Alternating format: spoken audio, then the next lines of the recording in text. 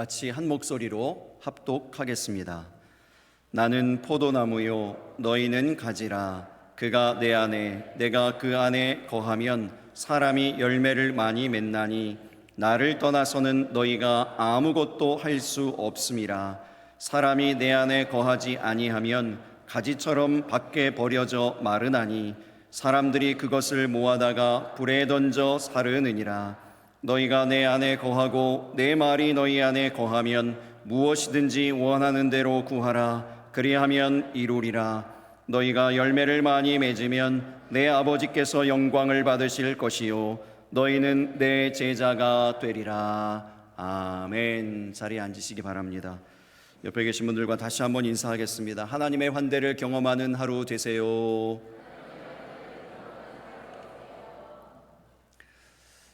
우리 교회는 지금 암송 중입니다. 요한복음 15장 암송 챌린지 중이죠. 요한복음 15장에 중요한 이유가 있습니다. 첫 번째는 오롯이 예수님의 말씀만 있기 때문입니다. 두 번째는 예수님의 마지막 말씀이기 때문입니다. 예수님께서 15장에서 말씀하시고 16장에서 말씀하시고 17장에 이르러서는 마지막으로 기도하십니다. 18장에서 잡히시고 19장에서 십자가에 달리시고 20장에 부활하시고 부활하신 예수님이 21장에서 제자들을 만나셨는데 특별히 베드로를 만나셔서 내가 나를 사랑하느냐 3번 물으시면서 그의 사명을 회복시키시고 사도로서의 그 자리를 회복시키시고 요한복음이 마무리됩니다. 그래서 이 사순절을 보내면서 예수님이 남기신 이 마지막 말씀인 요한복음 15장을 우리가 묵상하면서 함께 생각하는 일은 중요한 일입니다. 그래서 이 요한복음 15장의 말씀을 깊이 새기고자 하는 이 암송하는 일, 새벽마다 새벽을 깨우는 것도 어려운데 새벽에 나오셔서 예배할 뿐만 아니라 암송하고 계신 분들이 많이 있는데요. 이것을 정말 전 교회인이 모든 성도가 함께 하기를 원하는 마음으로 제가 2가지 이벤트를 더 하려고 그럽니다. 하나는 요한복음 15장 전체 말씀을 부활주일 때 암송하려고 합니다. 우리 모든 성도가 암송하려고 그래요. 할렐루야. 가능하시죠? 대답이 없으시군요. 네, 압니다. 그래서 여러분들의 사정과 형편을 고려해서 이렇게 하려고 그럽니다. 1교구부터 6교구까지는 4구절씩 암송하시면 됩니다. 예를 들면 1교구는 1절부터 몇 절까지요? 4절까지. 2교구는 5절부터 8절까지. 이렇게 4절만 암송하시면 되겠습니다. 그렇게. 그리고 마지막 7교구는 3절만 하시면 돼요. 그러면 27절 전체가 암송되는 것이죠. 그래서 이 부활주일에 예배를 드리면서 우리가 이제 요한복음 15장 전체를 암송하는 것, 이것을 통해서 하나님께 영광 올려드리게 되기를 바랍니다. 1교구 하면 이렇게, 2교구, 그 다음 3교구 이렇게 순서대로 쭉 하면 27절의 전체가 다 암송되어질 것입니다. 이렇게까지만 하면 조금 아쉬운 마음이 있는 분들이 계십니다. 어떤 분들일까요? 다 암송하신 분들이요. 지금 말씀하신 분들 제가 기억하겠습니다. 근데 이런 분들은 너무 아쉽잖아요. 다 암송했는데 이렇게 함께 가면, 함께하고 끝나면 아쉽지 않습니까? 그래서 준비했습니다. 교구별 암송 대회. 5월 4일 5월의 첫 번째 주일 3부 예배 시간에 교구별 암송 대회를 하려고 하는데요. 교구별 대표 선수를 선발해 주시고, 물론 국가대표보다 훨씬 그 선발전이 어려우리라고 제가 예상이 되지만 그래도 그 중에서 가장 우리 교구에 뛰어난 선수가 있다 하는 분들을 선발해 주시고 이분들이 이제 교구를 대표해서 암송을 하도록 하겠습니다. 그런데 그런 교구가 없을 것이라고 제가 믿고 싶은데 우리는 정말 아무도 없습니다. 정말 아무도 암송을 이렇게 자신 있게 할 수 있는 사람이 없습니다. 교구장님이 하시면 되겠습니다. 교구장님도 안 됩니다. 저는 도저히 이게 할 수가 없습니다. 이렇게 하신 분들이 있으면 교육자 찬스를 쓰시기 바랍니다. 각 그 교구의 교육자들이 있으시잖아요. 제가 미리 경고는 했어요. 우리 목사님, 전사님에게 이제 얘기는 했습니다. 암송 꼭 해두라고. 언제 불시에 제가 시킬지 모른다고 했기 때문에 지금 다 암송하고 있을 겁니다. 어찌하든지 우리가 암송 그렇게 27절 다 한 것을 하나님께 영광 올려 드리게 되기를 바랍니다. 이렇게 철저하게 하려고 하는 이유가 또 하나가 있습니다. 요한복음 15장에 우리에게 중요한 또 하나가 있는데요. 세 번째 이유가 있는데 그것이 뭐냐면 바로 우리의 신앙의 중요한 원리를 그림으로 보여주는 말씀이기 때문에 그렇습니다. 어떤 그림이 보여지죠? 요한복음 15장에 이 말씀들을 통과하면서 묵상하면서 읽어가면서 어떤 그림이 딱 그려집니까? 바로 앞에 나오는 이 그림이요. 포도나무의 그림이 그려집니다. 여러분, 포도나무의 특징이 뭐죠? 앞에 보이는 그림처럼 가지는 가늘입니다. 포도나무의 가지는 가는데 매달려 있는 열매는 빼곡합니다. 풍성합니다. 이것이 보여주는 것, 상징하는 것이 뭘까요? 바로 이 가지가 우리예요. 이 가늘고 연약한 가지가 우리입니다. 우리는 너무나도 연약한데, 너무나도 부족한데요, 하나님께서 우리에게 은혜 주셔서 참 포도나무가 우리에게 접붙여져 있으므로 우리에게 이러한 풍성한 은혜의 열매를 맺게 해주신다라는 것입니다. 할렐루야. 여러분, 우리는 가지예요. 우리는 가늘고 연약한 가지입니다. 그래서 6절 말씀, 우리의 본문의 말씀처럼 사람이 내 안에 거하지 아니하면 가지처럼 밖에 버려져 마르나니 사람들이 그것을 모아다가 불에 던져 사르느니라. 뗄감밖에 될 수 없는 열매가 없는 가지는요, 이 포도나무 가지는 아무데도 쓸데가 없습니다. 아무데도 쓸데가 없어요. 그 쓸데가 없는 그 가지와 같은 존재, 마른 막대기와 같은 존재, 그 존재가 바로 저와 여러분인 것입니다. 근데 예수님께서, 하나님께서 우리에게 은혜를 주셔서 우리를 인정해 주실 뿐만 아니라 긍정해 주셔서 열매를 많이 맺게 해주신다는 것이죠. 오늘 본문의 그 설교의 제목이 인정을 넘어 긍정하시는 주님인데요, 우리를 가지로 일단 인정해 주셨어요. 포도나무 붙어있는 가지로 인정해 주셨습니다. 다 우리는 포도원 가운데 있는 예수님이 그 참 포도나무이신데 붙어있는 가지인 줄 믿으시기 바랍니다. 하나님께서 저와 여러분을 다 주의 백성으로 삼아주셨습니다. 성도로 불러주셨습니다. 세상 가운데서 택하여 주셨습니다. 그런데 거기서 멈추는 것이 아니고 인정을 넘어서 어떻게 해요? 열매를 많이 맺도록 하신다는 것입니다. 이것이 이제 긍정이죠. 어떤 분을 제가 소개할 때 이분은 우리 교회 장로님입니다, 이렇게만 소개하면 이것은 인정이라고 할 수 있어요. 그런데 긍정은 뭐냐면 우리 장로님은 우리 교회에 아주 충성하시고 헌신하시고 기도를 많이 하시는 훌륭한 장로님이십니다 라고 덧붙여지는 것, 이것이 이제 긍정의 해석인 것이죠. 긍정이 덧붙여지는 것입니다. 우리 하나님께서 저와 여러분에게 그렇게 말씀하시는 것이죠. 가지일 뿐만 아니라 우리는 열매를 많이 맺는 가지다 라고 말씀하시는 것입니다. 여러분 가운데 열매가 풍성히 맺혀 있습니까? 열매가 풍성하십니까? 열매를 풍성히 맺고 계십니까? 여러분, 왜 우리 대답이 자신이 없죠? 이 대답에 왜 우리가 자신이 없습니까? 그 이유가 있는 것 같아요. 왜 우리가 이 열매 맺는 일에 있어서, 열매가 풍성한 것에 있어서 자신이 없는가?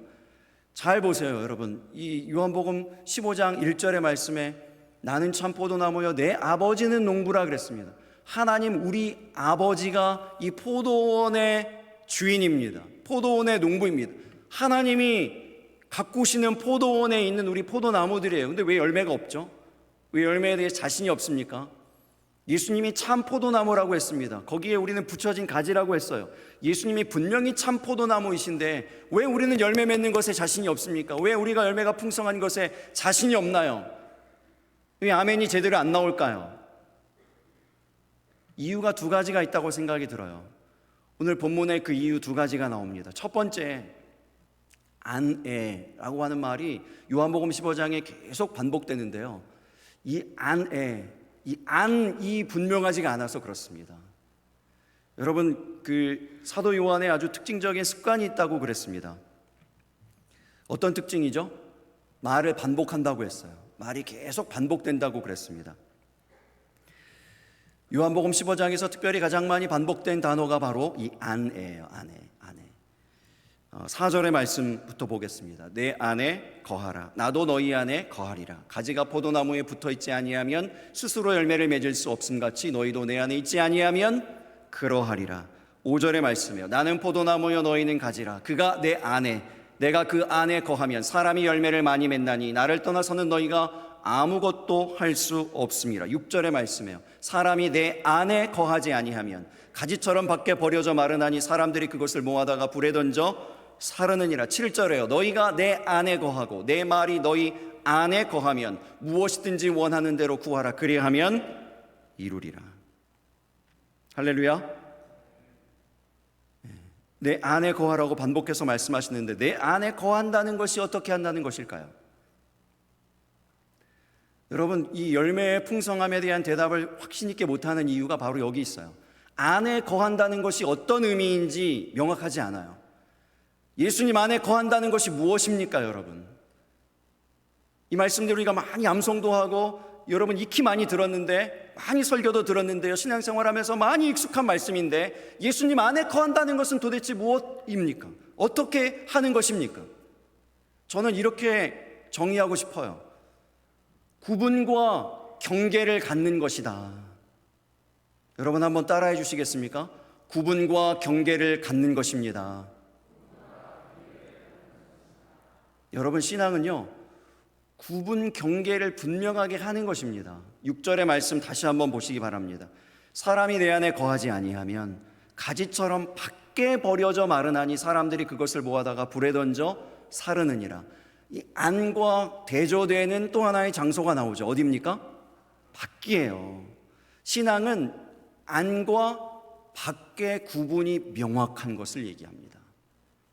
어디가 하나님 안인지, 어디가 하나님 바깥인지요, 어디가 말씀 안인지 말씀 밖인지, 하나님의 뜻 안인지 뜻 밖인지요, 우리 하나님이 역사하고 계신 곳 안인지 아니면 그 밖인지요, 이 구분이 명확하게 있는 것, 이것이 신앙인 줄 믿으시기 바랍니다. 세상은요, 이 신앙을, 우리에 있는 이 신앙을 무너뜨리려고 어떤 작업을 많이 하는가 하면 이 경계를 모호하게 만드는 거예요. 그 선을 무너뜨리려고 그러는 겁니다. 이 시도는 태초부터 있었잖아요. 에덴 동산에서 뱀이 사악하게 와서 무엇을 한 겁니까? 하나님이 명확하게 그어놓으신 그 경계와 그 구분을 모호하게 만들어서 무너뜨리지 않습니까? 결국은 어떻게 되죠? 에덴 동산 안에 머물지 못하고 밖으로 쫓겨나잖아요. 세상의 그 전략은요, 지금도 똑같습니다. 무엇이 진리인지, 무엇이 옳음인지, 무엇이 참인지, 거짓인지 힘들게 어렵게 만드는 거예요. TV를 보세요, 영화를 보세요. 이 사람이 저 사람이 악인인지 의인인지 구분할 수가 없어요. 도대체 요즘에는요. 예전에는 선인이, 의인이, 주인공이 명확했거든요. 그런데 요즘에는요, 저 사람이 진짜 주인공 맞나? 정말 착한 사람 맞나? 옳은 사람 맞나? 헷갈려요. 구별하기가 어려워요. 세상이 우리에게 무엇을 주입하는가 하면 그 경계를 무너뜨리려고 그러는 거예요. 모호하게 만드는 것입니다. 모호하게 만드는 거예요. 그래서 우리가 자꾸 싸우는 문제가 있지 않습니까? 성까지도, 남성, 여성, 이 두 가지 성밖에 없는데 이 구분도 무너뜨리려고, 이 경계도 모호하게 만들어서 무너뜨리려고 하는 것 아닙니까?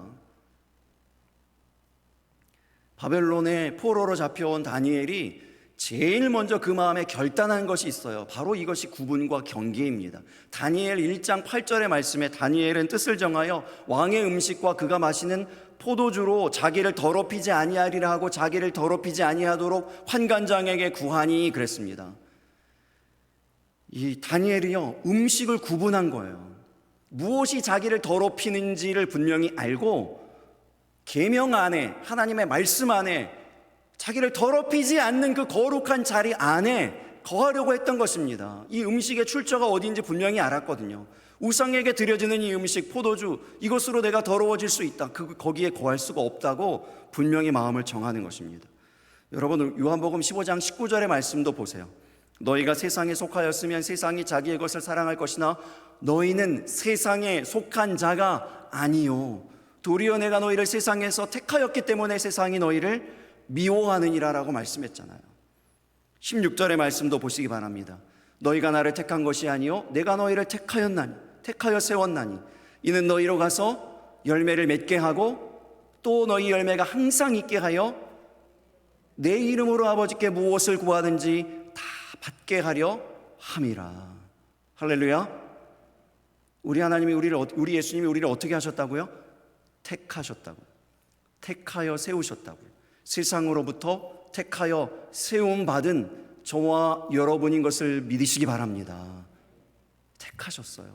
구별하셨어요.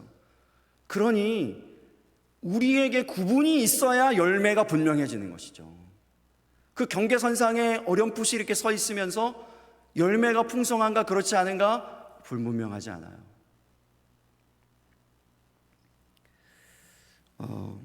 제가 자란 그 모 교회 목사님은요 굉장히 엄하셨습니다. 그래서 우리 교회에 청년들이 많았는데 청년들에게 선포를 하셨어요. 교회 내에서 연애하면 안 된다. 연애 금지시키셨습니다. 그래서 정말로 청년들이 정말 신실하고 너무 착해가지고 교회 안에서 아무도 연애를 안 했어요. 교회 밖에서 했습니다. 얼마나 말을 잘 들었는지. 교회 안에서는 절대 연애 안 했어요. 교회 바깥에 나가가지고 교회 안에 있을 때까지는 다 모른 척하고 바깥으로 나가서 한 골목 지나서 007 작전으로 만나는 거예요. 세 번째 전봇대 뒤에서 만나. 그래서 만나는 것이죠. 그렇게 만나서 수많은 커플들이 결혼을 했습니다. 연애를 금지했는데 어떻게 그렇게 많은 커플들이 나올 수 있었는지 상상에 맡기겠습니다. 그 커플들 중에 하나가 저예요. 저희 집사람 위에 언니도 교회 안에서 결혼했어요. 이 커플 헤아릴 수 없는 커플들이 많이 나왔습니다. 많이 나왔어요. 그런데요, 참 순진하죠. 그분들이, 그 청년들이 그 목사님이 엄하게 딱 그 금지하신 거 지키려고 하고요.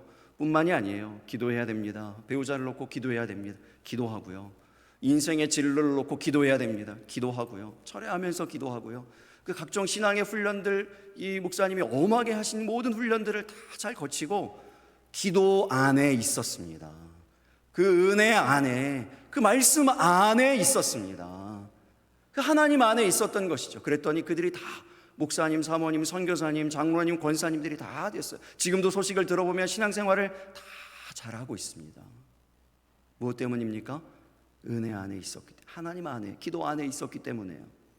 그 기도가 그 인생을 붙들어주는 거예요. 그 은혜가 그 한 사람의 인생보다 더 크기 때문에요, 압도해서 이끌어가는 것입니다. 여러분 생각해 보세요. 너희가 내 안에 거하고 내 말이 너희 안에 거하면 할 때 내 말이 뭐죠? 예수님의 말씀이에요. 말씀이 큽니까? 우리가 큽니까? 말씀이 커요. 내 말이 너희 안에 거한다고 할 때 여러분 우리가 문장으로 보면요, 이 글 그대로만 보면은 우리 안에 말씀이 들어오는 것처럼 이렇게 여겨지지만, 그렇게 해석되어지지만 실상은요, 말씀이 우리보다 훨씬 더 광대하기 때문에, 크기 때문에 그 말씀이 우리를 압도하는 것입니다. 그 가득한 말씀, 우리를 차고도 넘치게 하는 그 말씀으로 압도되어서 말씀에 이끌려 살아갈 때 어떤 일이 일어나는 것이죠? 열매가 풍성하게 맺게 되어지는 것입니다. 열매가 맺게 되어지는 거예요. 그가 내 안에, 내가 그 안에 거하며. 여러분, 예수님이 큽니까? 우리가 더 큽니까? 문장으로만 보면은 그가 내 안에, 내가 그 안에, 예수님이 우리 안에 들어오시는 것처럼 이렇게 이제 해석되는데요, 그게 아니잖아요. 예수님이 우리 가운데 오시면 어떻게 될까요? 어떤 일이 있습니까? 예수님이 우리보다 훨씬 더 큰 분이에요. 우리의 삶을 압도하는 것입니다. 그래서 우리를 이끌어 가시는 것이죠. 여러분, 이 안에, 예수님 안에, 은혜 안에, 말씀 안에, 하나님이 정하신 그 경계 안에요, 그 경계 안에 머물러 거하시기를 예수님의 이름으로 축복합니다. 여러분, 어떤 일을 결정할 때도요, 직업을 선택할 때, 직종을 선택할 때요, 내가 어떤 일을 하려고 할 때도요, 어떤 마음을 품으려고 할 때도, 무슨 말을 하려고 할 때도요, 이것이 안에 있는 것인가, 하나님 안에 있는 것인가, 밖에 있는 일인가 구분할 줄 아는 것이 신앙입니다. 안에 있어야 열매가 있다고요.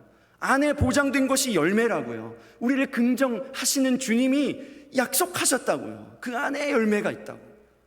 거기 매달려야 되는 거예요. 그곳으로 나아가야 되는 것입니다. 경계가 모호한 우리들, 경계가 모호한 우리의 신앙 혹 있지 않습니까? 돌아보고 그 안에, 경계 안에, 그 구분 안에 분명하게 거하시는 저와 여러분 되시기를 예수님의 이름으로 축복합니다.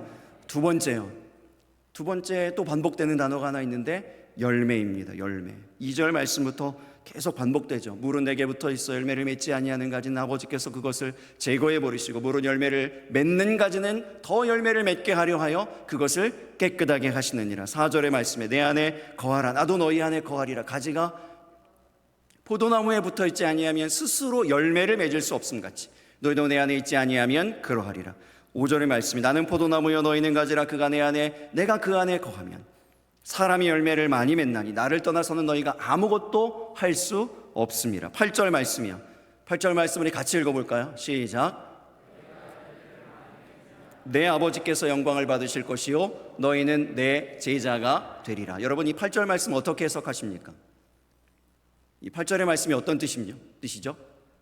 우리가 열매를 많이 맺어야 하나님 영광 받으신다는 얘기입니까? 우리가 열매를 많이 맺어야 예수님의 제자가 될 수 있다 이런 말씀입니까? 우리 하나님은 이런 성과주의 하나님이십니까? 성공주의 하나님, 번영주의 하나님이십니까? 열매 많이 맺는 사람만 좋아하시고 기뻐하시고 받으시는 하나님이십니까? 그런 하나님이세요? 우리가 믿는 하나님이 그런 하나님입니까? 아니에요. 이 8절의 말씀을 제대로 잘 해석하기 위해서 필요한 이해가 있는데 바로 열매에 대한 이해예요. 열매라고 하는 단어에 대한 이해입니다. 열매는 헬라어로 카르포스라고 하는 단어인데 이 단어의 뜻은 물론 결과, 유익 이런 뜻이 있어요. 그런데 그보다 더 먼저 나오는 뜻이 있습니다. 이 카르포스의 뜻, 열매라고 하는 뜻, 이 뜻이 먼저 나오는데 무슨 얘기인가 하면 취하다, 쟁취하다, 붙잡다, 구하다 이런 뜻입니다. 즉 여러분 이 열매는요 결과만 얘기하는 것이 아닙니다. 무엇도 얘기하는 걸까요? 과정도 얘기하시는 거예요. 즉 하나님 안에 거하기 위해서 그 원가지인 참 포도나무 예수님께 붙어있기 위해서 노력하는 그 모든 과정이요, 수고하는 모든 과정이요, 땀 흘리는 그 모든 과정도 우리 하나님 열매로 받으시고요, 그 과정의 노력이 풍성할 때 너희가 열매를 많이 맺으면, 그 과정의 열매를 많이 맺으면, 그 헌신의 열매를 많이 맺으면, 그 기도의 열매를 많이 맺으면 내 아버지께서 영광을 받으실 것이요 너희는 내 제자가 되리라. 그렇게 말씀하시는 거라고요. 이번 주 성결신문에 여러분 보시면 어느 한 교회의 기사가 아주 크게 나왔습니다. 그 교회 개척한 지 10년이 아직 안 됐는데 10년 정도 된 교회인데요, 출석 성도가 한 2,000명 정도 되고요, 우리 교단의 교회예요. 그리고 미국에 있는 교회입니다. 이민교회인데 그 정도면 굉장히 큰 교회죠. 2,300석 정도 되는 교회 건물을 구입했습니다. 그리고 이제 5월 첫째 주에 입당한다고 광고가 크게 나왔어요. 그리고 그 교회에 대한 기사가 이렇게 나왔습니다. 1년에도 몇백 명씩, 수백 명씩 막 몰려오는 거예요. 10년에 2,000명이 모이면 그냥 평균으로만 나눠도 그렇죠? 엄청 빠르게 부흥한 겁니다. 그래서 미국에 있는 한국 교회들, 그 교계에서도 아주 유명한 그런 교회입니다. 우리 교단의 교회인데 그런 교회예요. 그래서 이 뉴스가 이제 기사가 쭉 나왔습니다. 여러분 이런 기사를 들을 때, 여러분 이런 뉴스를 들을 때 어떤 마음이 드세요? 참 감사하다, 참 잘됐다, 이런 마음도 있지만 좋겠다. 여러분 솔직히 그런 마음 있지 않으세요? 부럽다, 이런 마음 있지 않습니까? 제가 미국에 있을 때, 미국에 정말 이름 별로 안 났는데도요, 그냥 그 동네에 메가 처치들이 많아요. 또 미국이 땅이 넓어서 그런지 교회에 이제 주차장도 엄청 넓고, 주차장으로 안 쓰는 빈 땅도 이렇게 많은지, 무슨 제가 어느 교회에 이제 그냥 동네 시골, 이름도 처음 들어본 교회예요. 근데 그 교회 이제 들어갔는데 그냥 그 동네에선 좀 크다 하는 교회인데 들어갔는데요, 저는 무슨 에버랜드 들어가는 줄 알았어요. 진입로가 들어가는 건물이 나중에 보이는데 으리으리합니다. 2층이 필요가 없어요. 미국은 워낙 땅이 넓으니까. 지하도 필요 없어요. 단층이에요. 엄청 커요. 엄청 넓어요. 이제 그 교회가 들어가는 교회도 그런 교회입니다. 단층인데 2,300석이에요. 근데 그런 이제 교회가 있었는데, 저희 동네에 있었는데, 저희 딸아이가 그 교회 앞을 딱 지나가는데 제게 한마디 물어요. 아빠는 왜 저런 교회 목사를 못해?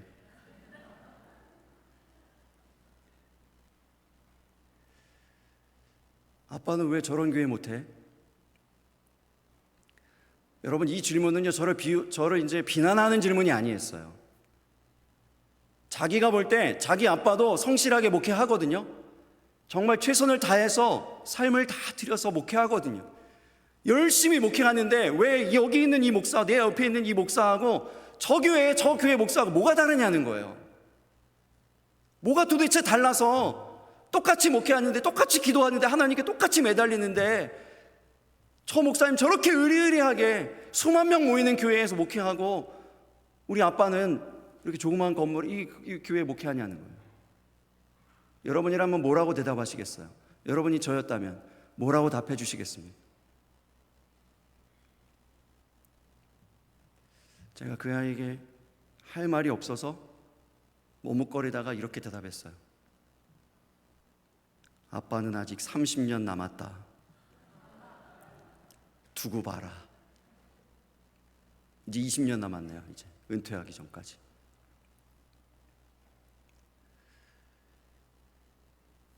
여러분, 우리 안에 이런 조급함이 있지 않습니까?